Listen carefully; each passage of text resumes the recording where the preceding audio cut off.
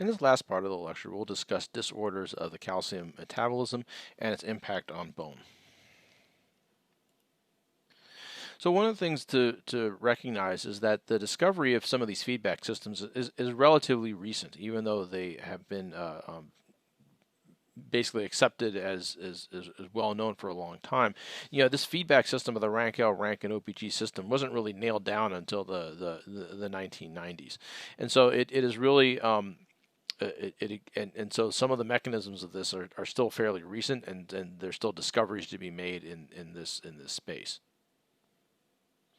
And so the rank-L exists as a homotrimeric protein, and it's typically a membrane bound on osteoblasts and activated T cells, and it can be secreted by some cells such as activated T cells. So the rank-L has a much more complicated pathway than just what was shown here, but just keep in mind that some of these we're still learning and discovering new aspects of this entire mechanism.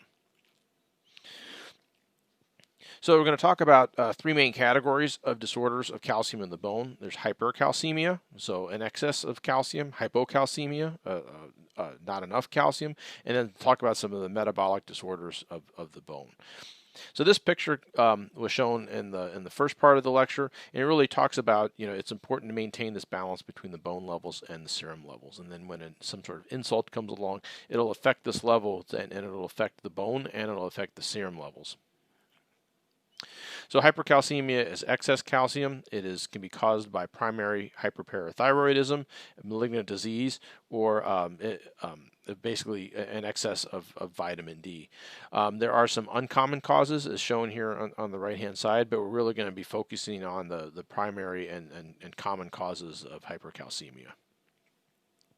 So these are some of the symptoms and signs of hypercalcemia. So neurologically, it can be drowsiness and lethargy. There can be muscle weakness. There can be loss of appetite or nausea and vomiting, dehydration, cardiac issues, problems with the eyes, and aches in the bones. So one of the diagnoses are bone stones and abdominal groans. Hyperparathyroidism can lead to that, and it's an increase in the production of parathyroid hormone, and it's often brought about by a benign tumor. So it occurs in about 150, 1 in 500 to 1 in 1,000 in the population, and one of the indications of that is an intact parathyroid hormone. And remember, when we looked at this chart right here, when the parathyroid hormone is produced, there's a half-life of about 5 minutes before it degrades into the 34 amino acid active form and the inactive form. So one of the things that is characteristic, because there's an overproduction of the parathyroid hormone, this intact form occurs at much higher levels, and so it is basically now detectable in the body. So it is one of the indications of an excess of production. So it just basically there has to be normally when you look at an antibody, you're looking at the active form, but you also have to have an antibody that is basically bound to the secondary segment, and there's ways to do this in such a way that you can detect the intact parathyroid hormone. But it is an indication of how you would basically go about looking at this and how you would indicate that this clinical situation is occurring. So the hyperparathyroidism increases bone remodeling, results in osteopenia, so the thinning of the bone. 6 months after removal of the surgery, most but not all of the bone density is back to normal. And this is really typical of when you get osteopenia or bone thinning, that even when the insult is removed, it's typical that you'll never regain full bone density. So there are some long-lasting clinical implications to having bone thinning or chronic bone loss. Another mechanism for hypercalcemia is associated with malignant tumors.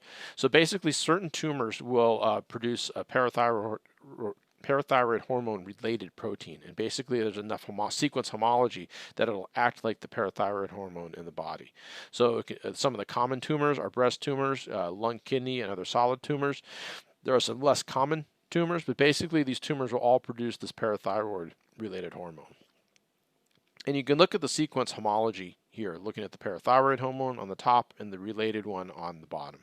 And there's enough sequence homology in these proteins that it'll act as the parathyroid hormone and cause the body to react as if excess parathyroid hormone is being produced.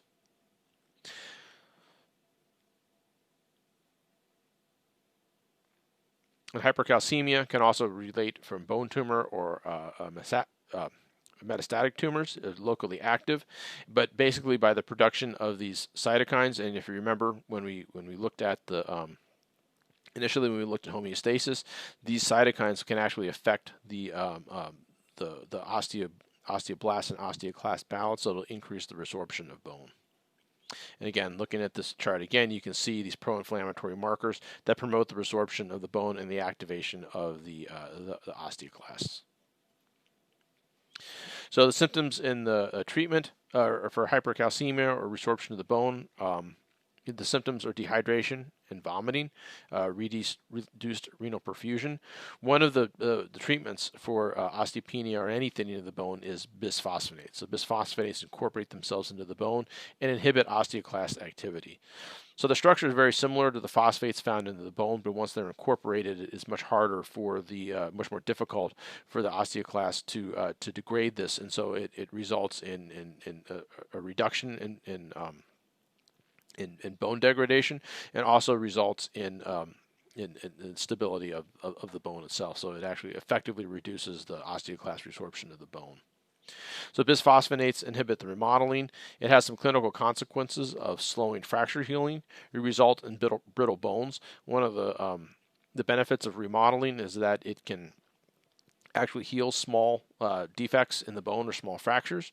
So it has a long half-time, and it's incorporated into bone for long periods of time. From a dental standpoint, some of the side effects of bisphosphonates are osteonecrosis in the mandible, which are typified by oral lesions. So there are some consequences that might be clinically obvious from a dental standpoint for use of bisphosphonates. So vitamin D is the third leading cause of hypercalcemia, and it's normally pretty obvious. You're just getting too much vitamin D in the body, and you can measure that by the levels of vitamin D and vitamin D precursors in the body. And typically the solution is fairly obvious in terms of basically not consuming as much vitamin D.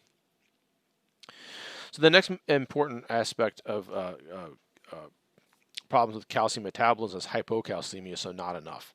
So basically it can be a postoperative problem and affect the parathyroid hormone. It can be idiopathic, so basically unknown. It can be caused by things like neck irradiation and anticonvulsant therapy. There are non-parathyroid causes such as a vitamin D deficiency, which can be brought about by just malabsorption, not getting enough in the diet, or a liver or a renal disease, and it can also be caused by parathyroid hormone resistance. So hypocalcemia can be a drop in the serum albumin or the adjusted calcium levels as well. And even though serum albumin was considered relatively inactive, if there's for whatever reason a significant change in the pH in the blood or locally, it can actually affect the calcium bound to the protein.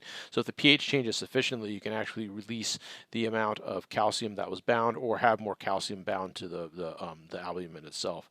So even though normally under normal conditions this does not take place, this can actually happen with under a clinical condition where there's a change in the balance between the ionized calcium and the calcium bounded to the albumin. So some of the symptoms of hypocalcemia are shown here. There are often neurological issues like numbness, tingling, cramps, as can be severe seizures. One of the main causes is hypoparathyroidism. It can result from the damage of the parathyroid gland, such as from surgery, by a tumor, or different disease states. But basically, by damaging the parathyroid gland, you will affect the production of parathyroid, the production of the parathyroid hormone, which can result in not enough calcium in the body.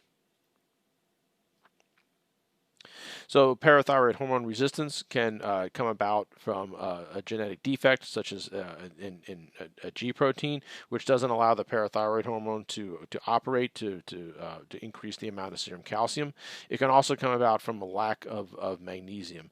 So you need magnesium for the parathyroid hormone to bind to the secretory granules, and if that doesn't occur, then the activity won't work, and that can be filed under the category of parathyroid hormone resistance.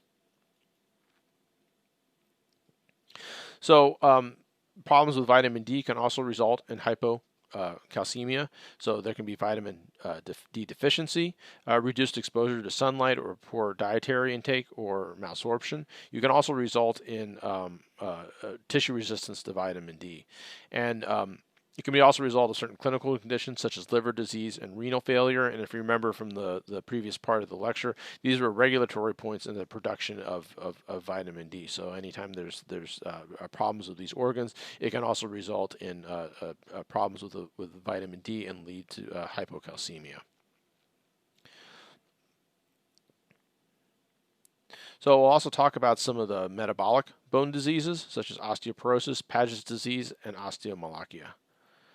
So this is a defect in hydroxyapatite formation, and it's typically due to vitamin D deficiency, and it's been known as the past as rickets.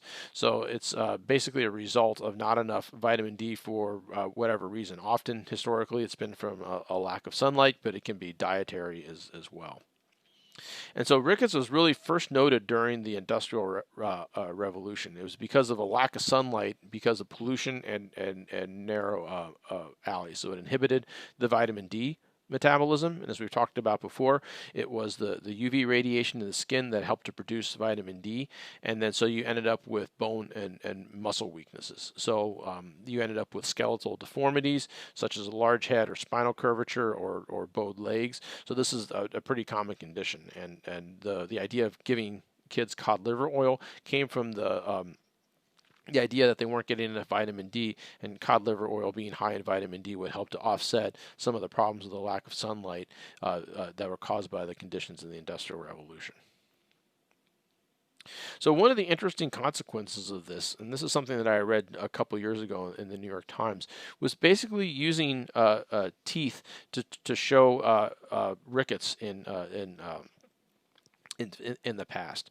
And basically it was looking at how you can use teeth of people that can be living or that have died, and to look at when they were affected by vitamin D deficiency and the effect that had on the structure of the dentin. So the issue became that and this was the scientific article that looked at the histologically examined teeth, and this particularly the dentin, to see how the rickets would affect dentin formation.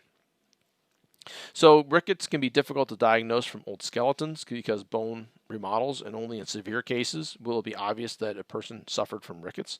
So dentin, however, should have gaps due to the rickets, because dentin doesn't remodel. You will find interglobular dentin, and it's observed in humans that have vitamin D deficiency, and it's obvious because human doesn't remodel. So if you examine skeletal remains versus healthy adults, you can see cases where there are gaps in the dentin, which would indicate that at some point in the past this person has suffered from rickets.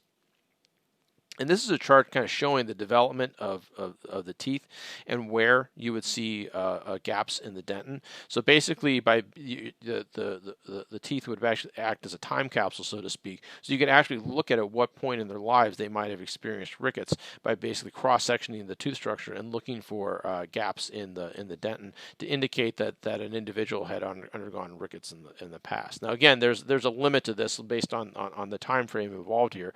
Once the tooth has been fully in place, it no longer can show that. However, it is an indication to show that at certain points in time that a person underwent or was suffered from rickets at some point in their lives.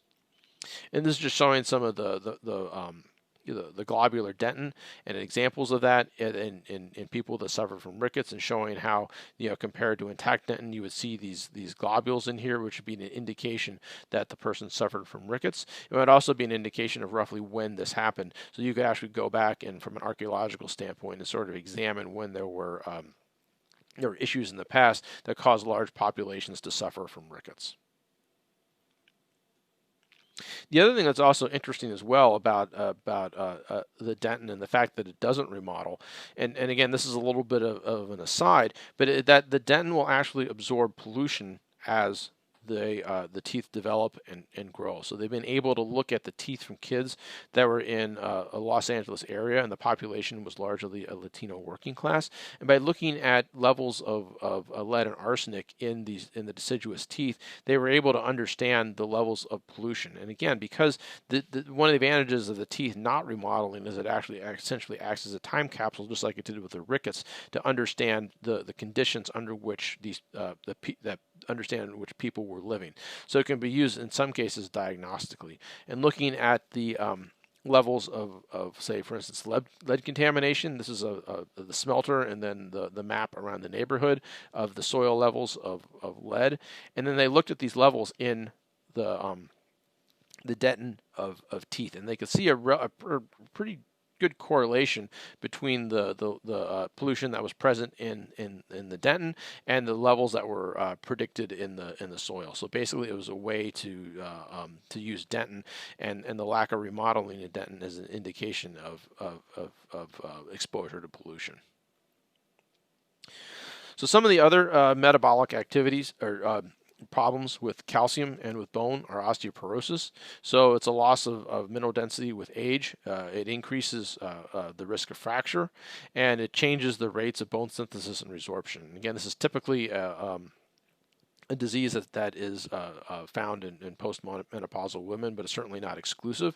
And basically, it results in an imbalance between the osteoclast and osteoblast activity, among other consequences. So the risk factors are for women, for particularly postmenopausal, smoking, high alcohol, excessive exercise, or immobility can also be problems, and those are kind of two sides of the almost opposite ends of things. But poor intake of calcium or excess caffeine can all be factors in osteoporosis. So the treatment of osteoporosis is estrogen or hormone replacement therapy. And if you remember back to that initial slide, the OPG actually blocked the rank L and rank binding. So anything that increases the OPG will actually reduce the amount of bone remodeling and result in the in less resorption of the bone. Bisphosphonates, as we talked about earlier, can also inhibit osteoclast activity. And then calcitonin or parathyroid hormone are somewhat newer treatments, but they can also be used to treat osteoporosis. Paget's disease is another metabolic condition which results in large multinucleate osteoclasts and then a large number of osteoblasts and a large increase in alkaline phosphatase production that results in misshapen bones that are less dense and brittle.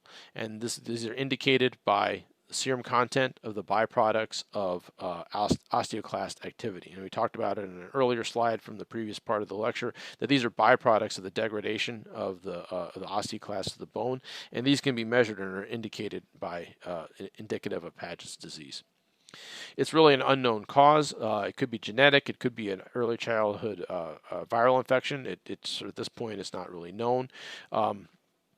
It's most common in Europe and Australia and New Zealand, and it's asymptomatic. Some people are asymptomatic, and some people have, definitely have clinical indications. And the treatments are very similar to any kind of these conditions that result in osteopenia, which are either bisphosphonates or calcitonin. So this isn't really part of the main lecture in that this will show up on the exam, but these are just some kind of odds and ends that I thought were interesting about bone biology and things that'll affect bone biology. So one that is somewhat obvious and kind of reinforces some of the concepts that we've been talking about is this idea of being in a low gravity situation for space travel and what the effect that'll have on bone density and calcium metabolism. So roughly 1% of the bone mass is lost per month of space travel, and that's the same as bed rest or a year of osteoporosis. So if we ever had an actual mission to Mars, it could result in 50% of bone mass loss. So obviously this is something that is very significant, and that if we are going to actually venture out and do such things, we have to understand how this works and how we might be able to offset this condition. So as you well know, that the stress across the bone is another mechanism that increases or maintains bone health. So it's important in implants to be able to maintain that the stress across the bone to promote remodeling. But in a zero gravity situation, the bone is essentially unloaded. So it decreases bone synthesis because you need the loading to promote the bone synthesis. While at the same time, there is the same level of bone degradation. So it increases the serum calcium levels and decreases the parathyroid hormone. And if you look at this from a feedback standpoint, basically the increase in the serum calcium will have a negative feedback on the stimulation of the parathyroid hormone. But at the same time, the bone is constantly still being resorbed, but it also blocks the resorption of the calcium from the kidney and the intestine. And so the gut absorption of the calcium is decreased, and the increase in serum calcium doesn't result in new bone formation because the bone is essentially unloaded. And the overall consequence is the body is essentially metabolizing bone as its primary calcium source rather than through the diet. So basically, there is essentially you're eating your own bone to produce enough calcium in the body. Another issue that may not be particularly obvious in bone loss is extensive exercise, and this is really for highly competitive athletes. This isn't for just weekend warriors or people that exercise normally. But it's interesting to understand the mechanism by which an extensive exercise can result in bone loss. And I think this is particularly important or interesting from the standpoint that it was found in competitive cyclists, which don't have as much stress across the bone as you might have from someone who runs or other types of physical activity. The one thing that's important here as well is even after a 3-month rest period from the individuals that were studied, the bone density didn't really return to normal. And as I think I mentioned earlier, this is a consequence of osteopenia or bone loss that if it's significant, often it's very difficult or impossible to completely get back. And one thing that was important to note is that what they looked at was how this extreme exercise change the bone density of various parts in the body. And you can see almost across the board that there was a decrease in the bone density and significant in many parts of these people who are competitive cyclists. And again, to reiterate, these were at a professional level, not just people that do this for recreation or just exercise. But it resulted in significant bone density loss. So some of the potential reasons why this can occur in athletes is an increase in the parathyroid hormone. It's possible because of a decrease in serum calcium because of the loss during exercise. It might be insufficient energy available because of the heavy training to actually remodel the bone, a suppression of sex hormones, an increase in stress hormone and pro-inflammatory cytokines. Exercise is somewhat pro-inflammatory, and this can result in bone loss. And then a restriction on weight-bearing activities in favor of cycling. So while the exact mechanism isn't known, there is some thought as to why this kind of extreme exercise can result in bone loss. And again, this is very extreme levels of exercise that can cause this misbalance in calcium levels and also result in bone thinning. So the next few slides are simply the major points and that are going to be on the exam. And just as a note, if it's in the text and it's in the notes, it's important. And these are just some of the types of questions that might appear or you might see on the exam. And this will be posted. This will be obviously in the video, and it will be posted on the slides as well.